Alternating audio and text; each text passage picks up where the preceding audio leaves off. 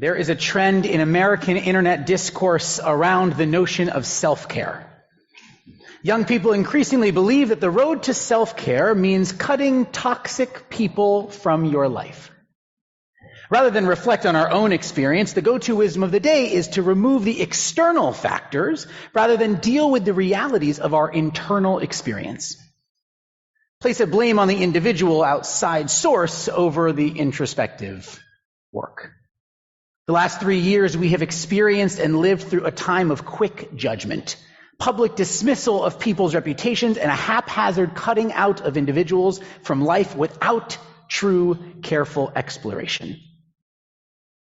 Be honest, how many people here felt a tinge of joy when they read about someone falling from fame?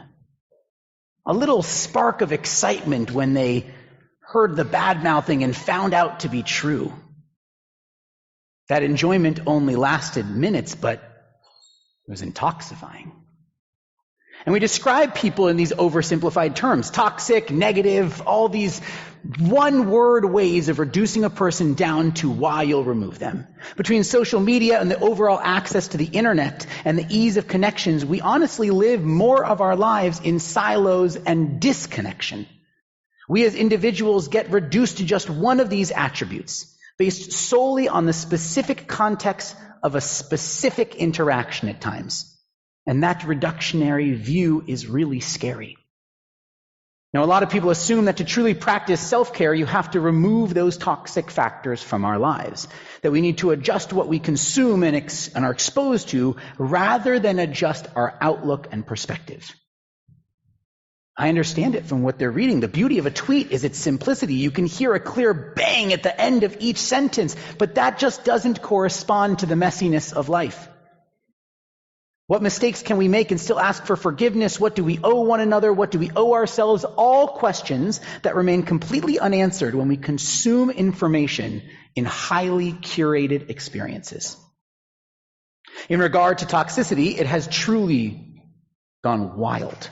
A quick internet search will give you 477 million results in 0.5 seconds.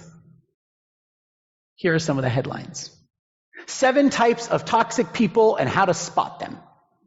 15 factors that create a toxic workplace. Toxic people, 12 things they do and how to deal with them. This type of advice is not only uncontextualized, it's dismissively dangerous, and it's anti-Jewish. You see, the advice comes from a me-first perspective that many of us see as a direct result of elevating self-care as a priority. Do not misunderstand me. This is not a diatribe against self-care. That's another sermon for another year. This is about the fact that our tradition does not view the world in a binary like self-care and toxic people. We view the world through community. I want to be clear. There are people in some of our lives that truly do need to be removed for emotional, mental, or physical well-being of ourselves. And my guess is that if one of you has someone in your life that you've had to make that decision, you spent a lot of time reflecting on that decision. And it was likely incredibly painful to go through with that decision. What I'm addressing tonight is not that. I'm talking about the people that we don't know nearly as well. The people that we know far more casually, or the people we don't know at all. Community at its core is a process of trust. Yes, we must take care of ourselves, but we must be our best selves so that we can care for the rest of community. The core tenet of community is the notion that we create this web-like strength in all caring for one another. It's a system of reliance and stability. It's almost as if all of us lean in, and the core, the center, the strength is that we've all leaned in together. And this is why Torah is essentially forbidden to be studied alone. We are commanded to study in Hevruta, to study with others. We must hear the perspectives of other people. It protects us from going into these internalized spirals and getting trapped in our own secluded perspective. There's a famous story about Rabbi Shimon Bar Yochai, who flees the Romans and hides in a cave with his son for 12 years. the two of them hide in a cave doing nothing but studying the laws of Torah until they are truly the two most learned individuals of our sacred text. And after 12 years, they left the cave. They passed a field where they saw a Jewish farmer toiling the land, a literal mitzvah in the Torah. And they said, imagine people giving up the sacred study of Torah for worldly matters. And as they said this, the field burst into flames. And they hear the voice of God say, have you come out of your cave to destroy my world? Go back. Get out of here. The two had convinced themselves that their experience, their obsessive study of Torah was the only right way. Yet they had missed the intention of Torah. It is amazing to have studied Torah, but even something as elevated and holy as our sacred text can be dangerous when it's consumed in a complete vacuum. We all live in silos of our own creation. We come out of those silos and we look at the world the way Shimon Bar Yochai looked at the world. We see how others operate, how they prioritize. We agree or disagree with their choices, and we see all of their actions through a lens of scorched earth. Beyond the fact that this is wildly irresponsible, we inflate a false sense of justice within our own judgments. And in Bereshit Rabbah, there's a beautiful phrase, does not the judge of all the earth do justice? The phrase, if you want a world, you cannot have strict justice. And if you want strict justice, you cannot have a world. Choose one. And if you can't give up just a little, then this world can't exist. When we deal with toxic people, we often go straight to justice. I'm cutting those people out. I am blocking them. I'm not engaging with them anymore. But cutting people out because they don't agree with your lens of the world is lazy. Cutting them off for perceived toxicity is lazy. And we're commanded today to not dismiss without cause. When we remove someone from society, it quite literally tears the fabric of our community. And if we're going to do that, if we're going to feel that is necessary, we need to have done extreme due diligence. There is a concept called third place. Third place is where people hang out. It's where discourse once dwelled. And with a dying third place, our culture is all the harder. This phrase was coined by Ray Oldenburg, and he described them as an anchor of community. The bowling alley, the coffee shop, parks, barber shops, diners, the basis for the show Cheers all together. In fact, every 90s sitcom has a third place. You can see every one of them flashing in front of your eyes. The orange couch. Okay. Here, you would have heard views besides the ones that you could tailor to your own experience. You would have had spontaneous conversations. You would have begun the spark of a new relationship. The internet has led us to dismiss and disregard the need for third place. We go from work to home. We work from home. We connect on our phones. We read the information that makes us feel good to hear and not be exposed to the untailored discourse. The uncurated talk, the important moments that were found in the third place, it's something we have lost. So instead, we crawl right up on our high horse, perched on our mantle of our own self-righteousness, and judge, and dismiss. We label as toxic. We write off a person from our experience.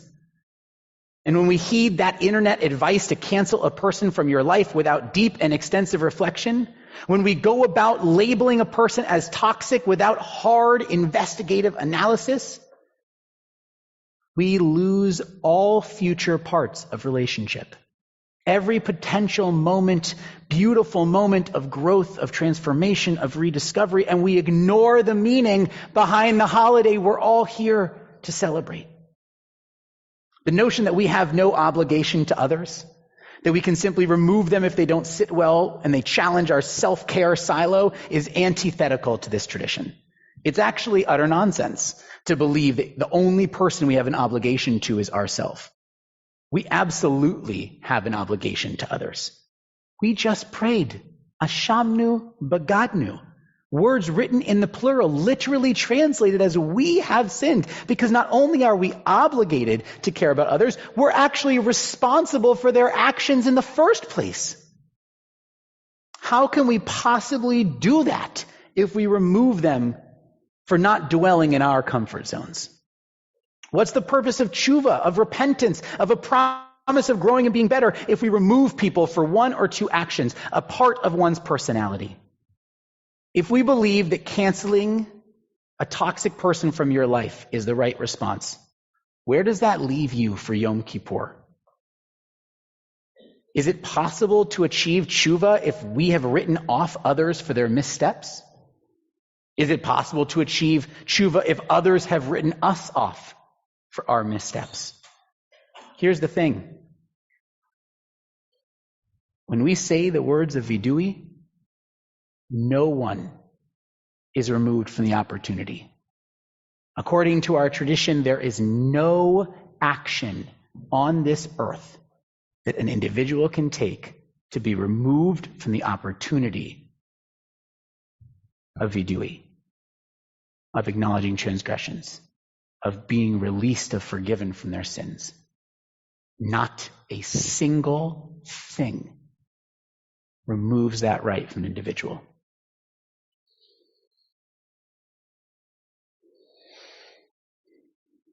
We have to give the deepest and realest work. We have to really try and mend broken fences and give people the opportunity to detoxify their way instead of getting them stuck in the moment that they made. The amount of misunderstanding, the lack of background into why a person is acting the way they are, not knowing the full story, will lead us to a very sad reality. Everyone will want somebody else removed for being offended by something they did. You will be removed by someone for something you did. Because someone out there is offended by something you did, accidentally or on purpose. And that would leave us with absolutely no community left. And that is truly scary. Again, there are true toxic people and relationships worthy of saying goodbye to, but overall, the trend and the popularity of identifying toxic people points far more to haphazard labelings than actually finding toxic people. When we judge others, even though we know that we grow and change, even though we have kol nidre, even though we amend on Yom Kippur altogether, we judge others as if we've never grown or changed. We look at a tweet from 10 years ago and hold a person accountable, when from all measurement, that version of the person doesn't exist anymore. They've had 10 years of growth and change.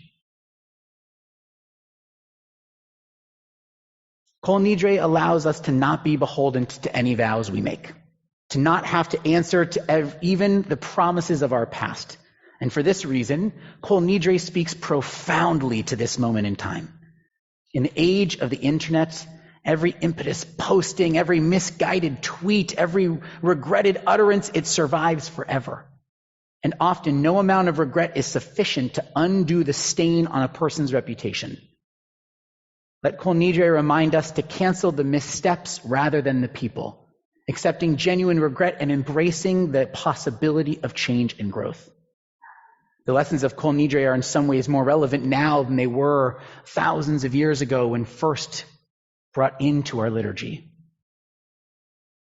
You know what absolutely blows me right now is that there are communities hearing sermons across the country about how it's okay to protect yourself above all, and giving people permission to cut out the voices that don't make them feel whole, that make them feel uncomfortable.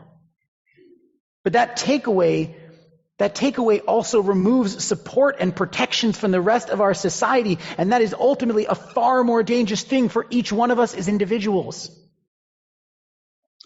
And I know that many of you may be sitting here feeling the opposite of everything I have just said. That it is a form of self-preservation to remove people for their ideologies and opinions when they don't sit well with us.